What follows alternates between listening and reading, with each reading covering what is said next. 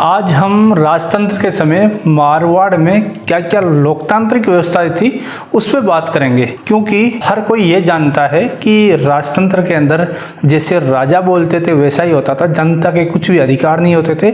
ऐसा नहीं था, राजतंत्र में भी लोकतांत्रिक व्यवस्था ही होती थी, उसमें मनोनीत होते थे सदस्य और निर्वाचित भी होते थे।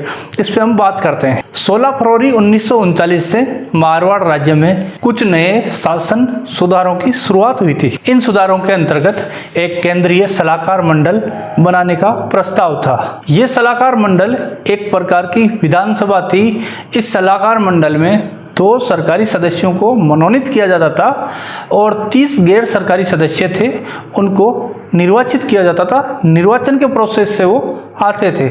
महाराजा उमेद सिंह जी ने इस सलाहकार मंडल की स्थापना के समय कहा था कि मेरी प्रजा के लिए कुछ वर्षों तक शासन एवं अन्य उत्तरदायित्वों का प्रशिक्षण जरूरी है और इसलिए इस मंडल का गठन किया गया है। इस घोषणा से महाराजा की मंशा स्पष्ट थी कि वे शासन सुधारों के बाद जनता को राज्य के शासन में भी प्रतिनिधित्व देने के साथ साथ और सुधार करने की मंशा रखते थे। केंद्रीय सलाहकार मंडल के साथ ही जिला स्तर पर भी सलाहकार मंडलों का गठन किया गया था। इन मंडलों में 3 मनोनीत अधिकारी और 7 निर्वाचित गैर सरकारी सदस्य थे। इस प्रकार के मंडल राज्य के 21 जिलों में होने थे। हम आपको ये बताते चले कि उस दौर में जिलों को हुकूमत कहा जाता था और मारवाड़ के सभी 21 हुकूमतों में इन मंडलों का गठन होना था। इस काल में एक अन्य शासन सुधार मारवाड़ पंचायत अधिनियम के रूप में हुआ। इस अधिनियम के अंतर्गत राज्य के 1000 से अधिक जनसंख्या वाले सभी गांवों में पंचायतें स्थापित की गई, चाहे वो जागीरी वाले गांव हो या खालसा गांव हो। गांव के पंच ही केंद्रीय सलाहकार मंडल के सदस्यों को चुनते थे। केवल जोधपुर नगर के मतदाताओं का यह अधिकार था कि वे अपने प्रतिनिधियों को सीधे मतदान से चुन सकते थे।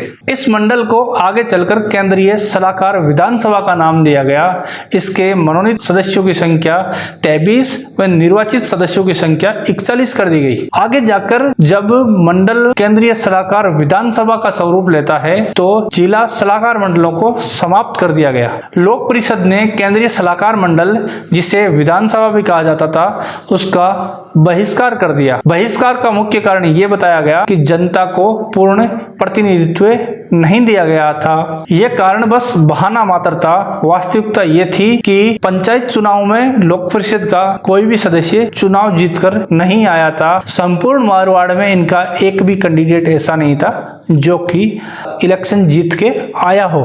इस कारण सलाहकार मंडल के चुनाव में लोक परिषद को अपनी हार निश्चित दिख रही थी। यदि लोक परिषद सलाहकार मंडल का चुनाव लड़ती और हार जाती तो उसकी रही सही भी जो इमेज थी वो भी समाप्त हो जाती, क्योंकि पंचायत चुनाव में लोक परिषद ने ऐसा प्रदर्शन किया था कि उसका कोई भी कैंडिडेट जीत के नहीं आया। वास्तव में लोक परिषद का जो कुछ प्रभाव था वो जोधपुर नगर तक सीमित था और कारण भी ये था कि जोधपुर नगर में उनको कंपटीशन देने वाला कोई था नहीं, क्योंकि एकमात्र राजनीतिक पार्टी लोक परिषद ही जोधपुर शहर में थी। लोक परिषद के नेता किसी न किसी प्रकार सत्ता में भागीदार तो बनना चाहते थे, लेकिन उन्हें चुनाव के माध्यम से सत्ता प्राप्त करने की संभावना कहीं नजर नहीं आ रही थी। तो उन्होंने फिर से आंदोलन करने का निश्चय किया, क्योंकि पंचायत चुनाव वो हार चुके थे और दूसरे चुनाव में उनको जीत की कोई संभावना नजर नहीं आ रही थी। उनको एक ही संभावना नजर आ रही थी कि बस राज्य के शासन के खिलाफ आंदोलन करो। लोक परिषद के नेता